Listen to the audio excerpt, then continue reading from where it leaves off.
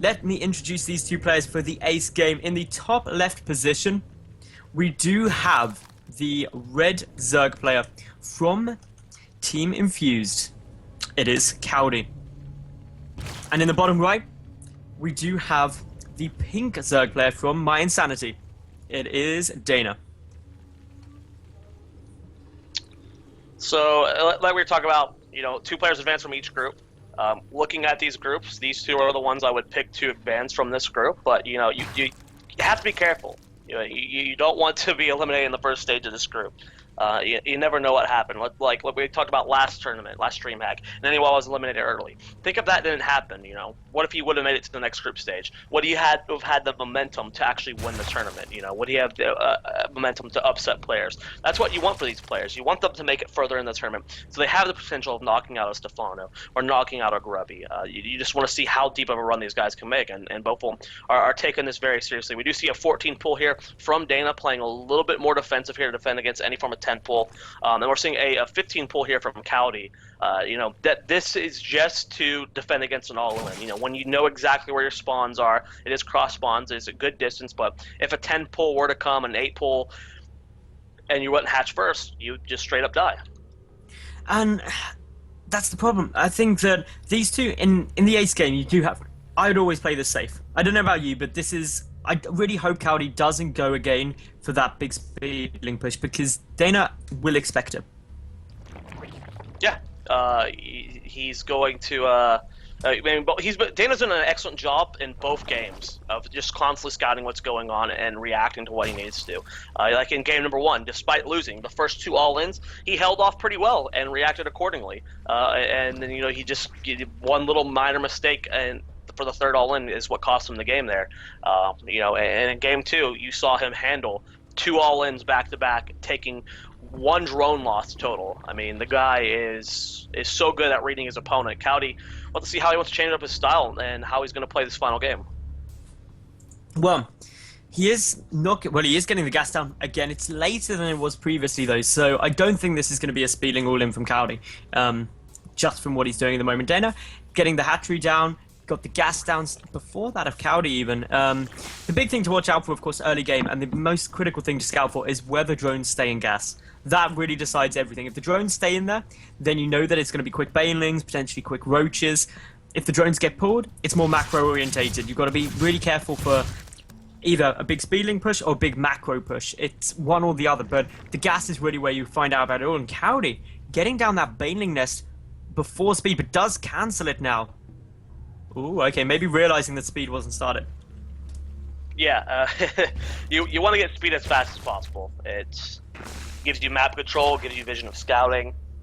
Even if you have the banelings to defend, it's much harder. If you're going up against a speedling baneling all-in, even if you have plenty of banelings, if you have slowlings, it's so hard to hold off anything with slowlings. It's just too tough. So I agree with that decision to cancel that and go for the speed first. DaNa's still mining gas. He's going to be going up to a quick baneling nest himself. And there we go, seeing the same thing from Kaldi. We'll just keep an eye on when these players are on spine crawlers and keep an eye on the production. We're seeing lings in production right now for Kaldi, but he's following up with drones. So those are just for scouting when speed is done. Let's keep an eye on.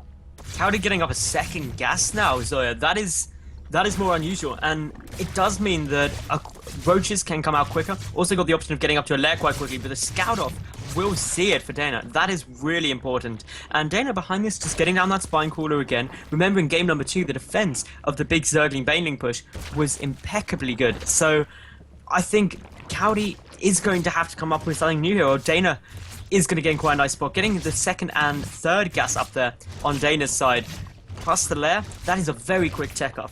There's actually a thing to note. DaNa did not see the 2nd gas at the natural base. He walked past it, but did not see it. He was not close enough to be in vision for it. So he has no clue of the 2nd gas, which it puts him in the dark for what potentially could be coming in. There are a lot of lings in production. We're seeing another all-in here from Kaldi.